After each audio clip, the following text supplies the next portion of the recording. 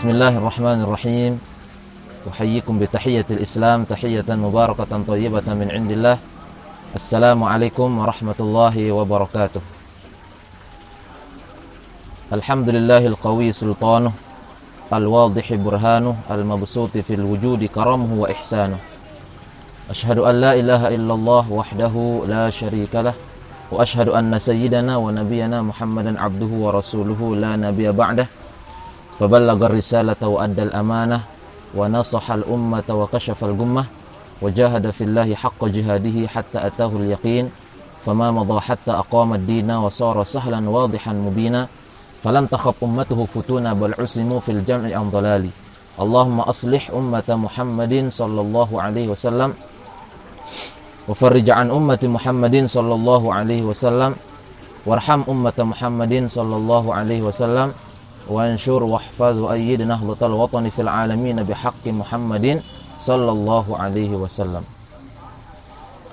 نوينا التعلم والتعليم والتذكر والتذكير والنفع والانتفاع والإفادة والاستفادة والحث على التمسك بكتاب الله وسنة رسول الله صلى الله عليه وسلم والدعاء إلى الهدى والدلالة على الخير ابتغاء مرضات الله وقربه وثوابه سبحانه وتعالى. أما بعد. Bersyukur kita kepada Allah Subhanahu wa taala di sore yang penuh keberkahan ini, insyaallah kita masih diberikan kesempatan dan diberikan kesehatan oleh Allah Subhanahu wa taala sehingga bisa melanjutkan pelajaran kita mengkaji hadis-hadis indah baginda Rasulullah sallallahu alaihi wasallam, di mana hadis-hadis yang telah disampaikan oleh baginda Rasul merupakan tuntunan kita hidup. Begitu juga dengan Al-Qur'anul Karim yang telah diturunkan oleh Allah Subhanahu wa taala kepada baginda tercinta Rasulullah sallallahu alaihi wasallam. Kemarin kita pernah membahas hadis yang pertama dan hadis yang kedua. Kemudian insyaallah pada sesi ketiga ini atau pada kesempatan ini kita akan melanjutkan kajian hadis baginda Rasulullah sallallahu alaihi wasallam, yaitu hadis yang ketiga. Yang dimana hadis ketiga ini akan bahas tentang bagaimana seorang mukmin, seorang muslim meningkatkan ketakwaannya kepada Allah Subhanahu wa taala, baik dia sedang berada di depan orang atau berada di tempat yang ramai, atau dia bertakwa kepada Allah Subhanahu wa taala ketika ia sendiri. Karena seorang mukmin, seorang muslim itu tergantung bagaimana ketika dia sendiri. Adapun di depan orang mungkin dia kelihatan bertakwa, di depan orang dia terlihat soleh, di depan orang dia terlihat alim. Tapi bagaimana ketika ia duduk bersama dirinya sendiri, apakah dia tetap berpegang teguh kepada ketakwaan kepada Allah Subhanahu wa taala? Itu insyaallah yang akan kita bahas pada pertemuan kali ini. Kita langsung saja membaca hadis baginda Rasulullah sallallahu alaihi wasallam, yaitu hadis yang ketiga dari kumpulan mutiara hadis yang langsung dikumpulkan oleh guru mulia Sayyidi Al-Habib Umar bin Muhammad bin Salim bin Hafidh. Semoga Allah Subhanahu wa taala selalu menjaga beliau, memberikan umur panjang. Begitu juga dengan semua guru-guru kita. Atalallahu a'marahum fi sihhatin wa afiyah. Semoga Allah Subhanahu wa taala selalu memanjangkan umur-umur beliau itu dalam keadaan sehat wal afiyah. Qala Rasulullah sallallahu alaihi wasallam, ittaqillaha haitsu ma kunta wa atbi'is sayyi'atal hasanah tamhuha wa khaliqin nasa bi khuluqin hasanin. Haditsun hasanun rawahu Tirmidzi. Hadis yang ketiga ini seperti yang kami sampaikan adalah hadis yang berkaitan dengan ketakwaan kepada Allah Subhanahu wa taala. Mudah-mudahan dengan kita mengkaji hadis ini akan meningkatkan takwa kita kepada Allah Subhanahu wa taala.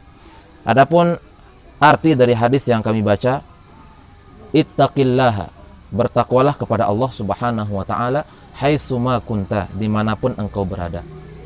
Wa atbi'is sayyi'atal hasanah, dan iringilah keburukan itu dengan kebaikan. Setiap kita melaksanakan atau melakukan perbuatan yang tidak baik atau bermaksiat kepada Allah Subhanahu wa taala, mungkin terlanjur melakukan kekhilafan, kesalahan, wa atbi'is sayyi'atal hasanah, iringilah keburukan itu dengan kebaikan, tamhuha, niscaya keburukan itu akan dihapus dengan kebaikan. Tamhuha. Wa khaliqin nasa bi khuluqin hasanin, dan bergaulah bersama orang lain dengan akhlak yang mulia, akhlak yang indah. Begitu indah Rasulullah Shallallahu Alaihi Wasallam mengajarkan kita dalam hadis ini. Sehingga kalau kita berpegang teguh kepada semua ajaran-ajaran baginda Rasulullah Shallallahu Alaihi Wasallam, itu akan menuntun hidup kita menjadi kehidupan yang jauh lebih baik, jauh lebih berarti dan bermanfaat. Alhamdulillah kita mengkaji hadis ini yang sangat mulia dan kita mengambil pelajaran. Di sini beliau mengatakan, bertakwalah kepada Allah dimanapun engkau berada, dan iringilah keburukan dengan kebaikan, maka akan menghapus keburukan tersebut. Serta bergaulah dengan orang lain dengan akhlak yang mulia dan akhlak yang indah. Karena Rasulullah SAW diutus untuk memperbaiki akhlak, memperindah akhlak, mempercantik akhlak. Adapun sebenarnya di bangsa Arab terdahulu, akhlak merupakan sesuatu yang memang diutamakan. Akan tetapi akhlak biasa, kebiasaan yang baik, kemudian adat istiadat yang baik. Kemudian datanglah Rasulullah SAW untuk menyempurnakan akhlak tersebut. Oleh sebab itu dalam hadis beliau bersabda, innama bu'istu liutammima makarimat akhlak. Saya diutus oleh Allah Subhanahu wa taala untuk menyempurnakan akhlak. Menyempurnakan. Adapun akhlak sebelumnya pernah ada. Akan tapi datanglah baginda Rasulullah SAW untuk menyempurnakan akhlak tersebut. Sekarang yang berkaitan dengan takwa. Takwa sebagian besar definisi ulama mengatakan imtitsalu awamirillahi ta'ala wajtinabu nawahihi, yang artinya melaksanakan segala perintah Allah Subhanahu wa taala, wajtinabu nawahi, dan menghindarkan diri dari segala larangan Allah Subhanahu wa taala. Pada suatu ketika Sayyidina Ali karramallahu wajhah ditanya, "Ya Ali, ma hiya taqwa?" Wahai Ali, apakah yang disebut dengan takwa? Masya Allah, ini yang sangat indah ketika Sayyidina Ali radhiyallahu ta'ala anhu mendefinisikan takwa itu bagaimana. Beliau mengatakan, at-taqwa hiya al-amal bit-tanzil, yaitu mengamalkan Al-Quran yang telah diturunkan oleh Allah Subhanahu wa ta'ala. Ini takwa yang pertama. Atau yang pertama dikatakan al-khawf minal jalil. Al-khawf minal jalil yaitu takut kepada Allah Subhanahu wa ta'ala. Takut akan siksanya, takut akan azab yang akan diberikan oleh Allah, sehingga dia itu teguh dalam melaksanakan perintah Allah Subhanahu wa ta'ala, dan juga takut untuk melaksanakan maksiat atau kesalahan. Kemudian yang kedua adalah al-amal bit-tanzil. Ini yang kami sebut tadi, yang kedua adalah al-amal bit-tanzil, yaitu mengamalkan Al-Quran yang telah diturunkan oleh Allah Subhanahu wa ta'ala. Kita amalkan isi kandungannya, kita pelajari, kita renungi isinya, kita renungi maknanya, kita tadabbur sambil kita pelajari tafsirnya. Ini kira-kira yang kedua. Kemudian yang ketiga adalah al-qanaah bil qalil, yaitu merasa cukup dengan pemberian Allah meskipun itu sedikit. Kita merasa cukup, al-qanaah, merasa cukup. Selalu bersyukur kepada Allah Subhanahu wa ta'ala. Karena hakikat orang kaya adalah orang yang merasa cukup dengan pemberian Allah Subhanahu wa ta'ala. Ginan nafs, hatinya selalu merasa puas meskipun hartanya hanya sedikit. Ini adalah orang yang kaya sejati. Dan orang yang miskin adalah orang yang tidak pernah merasa puas meskipun hartanya banyak, meskipun hartanya berlimpah, meskipun hartanya sangat luar biasa. Nah, ini adalah definisi orang yang miskin menurut syariat. Orang yang kaya sejati adalah yang selalu qanaah, merasa cukup dengan pemberian Allah Subhanahu wa ta'ala. Oleh sebab itu di antara definisi takwa adalah al-qanaah bil qalil, merasa cukup dengan harta yang sedikit, merasa puas dengan pemberian Allah Subhanahu wa ta'ala.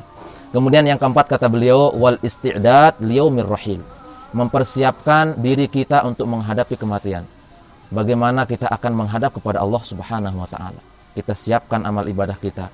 Kita amalkan sunnah-sunnah baginda Rasulullah SAW. Ini merupakan persiapan ketika kita akan menuju dan menghadap Allah Subhanahu wa ta'ala. Ini kira-kira. Karena seorang insan, orang beriman, orang yang muslim tidak pernah mengetahui akhir daripada ajalnya. Kapan akan tiba? Kapan ia akan dijemput oleh malakul maut? Kapan waktunya akan selesai, akan berhenti? Oleh sebab itu, ia haruslah tetap dalam keadaan siap untuk menghadapi kematian tersebut. Seorang ulama mengatakan, tazawwad minat taqwa fa innaka la tadri idza janna lailun hal ta'ishu ila al-fajri. Tazawwad minat taqwa. Berbekalah dengan ketakwaan, perbanyak ketakwaan. Kumpulkan ketakwaanmu kepada Allah Subhanahu wa taala, fa innaka la tadri. Sesungguhnya engkau tidak akan pernah tahu. Idza janna lailun hal ta'ishu ilal fajri? Apabila malam sudah gelap, apakah engkau yakin akan hidup sampai esok? Kita tidak yakin. Mungkin setelah ini, mungkin beberapa jam kemudian, mungkin beberapa hari lagi Allah Subhanahu wa taala mencabut nyawa kita. Oleh sebab itu, kalau seseorang sudah siap dengan ketakwaannya kepada Allah Subhanahu wa taala, maka dia akan selalu rindu bertemu dengan Allah Subhanahu wa taala, dan Allah juga akan rindu ingin bertemu dengannya. Luar biasa. Tazawwad minat taqwa fa innaka la tadri idza janna lailun hal ta'ishu ilal fajri. Kam min fatan amsa wa asbaha dhahikan wa qad nusijat akfanuhu wa huwa la yadri. Kam min fatan, berapa banyak pemuda atau orang tua, anak-anak yang lalai dalam kehidupan dunia ini. Berapa banyak kam min fatan, dalam pagi hari, siang hari, malam hari, dalam keadaan kelalaian kepada Allah Subhanahu wa taala, wa qad nusijat akfanuhu wa huwa la yadri. Padahal kain kafannya sedang dijahit, namun dia tidak mengetahui. Masya Allah, kita lalai, lupa kepada Allah Subhanahu wa taala. Kita tidak pernah mengingat perintah-perintah Allah Subhanahu wa taala, lupa akan ajaran baginda Rasulullah sallallahu alaihi wasallam.